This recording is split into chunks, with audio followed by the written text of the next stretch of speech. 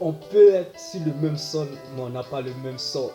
Comme l'orphelin Méphibosheth, qui était un infime, paralysé, oublié, abandonné à Lo-Dabar. Là où il se situait, il n'y avait pas de passe internet.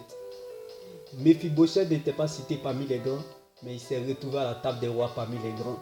Il ne sait comment, à cause de l'atmosphère de l'alliance. Alléluia. Là où vous n'êtes pas apprécié, là où on vous met la pression, là où on vous critique, là où on vous jalouse, là où on vous vilipende, là où on vous oppresse, là où on vous persécute, c'est le meilleur endroit pour vous de vivre afin de prendre des forces et de devenir plus fort. Car c'est dans ces épreuves que vous vous construisez.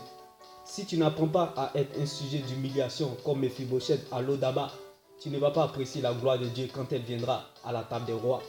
Car bien aimé dans le Seigneur, quand une situation vous met à genoux, ce n'est pas une faiblesse, mais plutôt une position de force. Car c'est à genoux que le chrétien a plus de force, prend des forces et devient plus fort.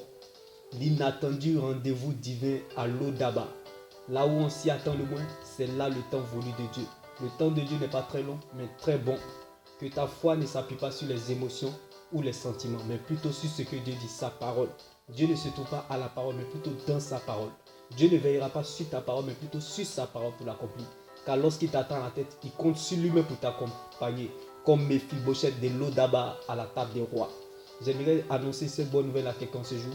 Que ta foi soit ferme dans une fidélité absolue, dans la persévérance, soutenue par une adoration agréable à Dieu.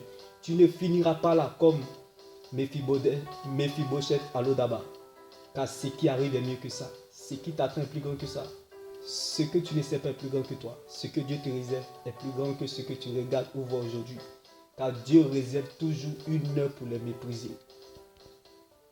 Que ta foi soit ferme dans une fidélité absolue, dans la persévérance, soutenue par une adoration agréable à Dieu. Bien-aimé dans le Seigneur, on peut salir ton étoile. On peut voler ton étoile. Comme l'histoire de Méphibosheth, lorsqu'il s'est retrouvé à Lo-Dabar, abandonné, oublié, humilié. Mais le diable ne pourra pas garder ton étoile pendant longtemps. Car au temps voulu de Dieu, le diable n'aura pas d'autre choix que de collaborer avec toi. Comme Pharaon qui n'était pas chrétien, qui a dû collaborer avec Joseph en Égypte. Bien-aimé dans le Seigneur, laisse-moi t'annoncer cette bonne nouvelle en ce jour. Quand Dieu donne les ordres, Satan exécute. Les uns sont en action. Les hommes n'auront pas d'autre choix que de collaborer avec toi. La terre tôt ou tard suivra son cours. Même tes ennemis voteront pour ton propre succès. Alors sois sage et patient, car le temps finira par te donner ce qui te revient. Le temps de Dieu n'est pas très long, mais très bon. Là où on s'y attend le moins, c'est là le temps voulu de Dieu.